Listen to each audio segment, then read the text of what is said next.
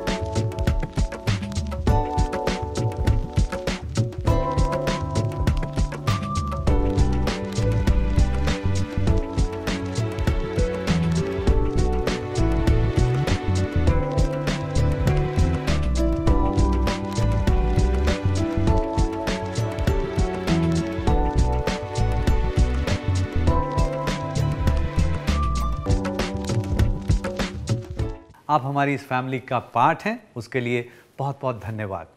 और इस फैमिली को और बढ़ाने में हमारी मदद करें। अपने फ्रेंड्स के साथ में हमारी रेसिपीज़ शेयर करें, इस चैनल के बारे में बताएं। Thank you.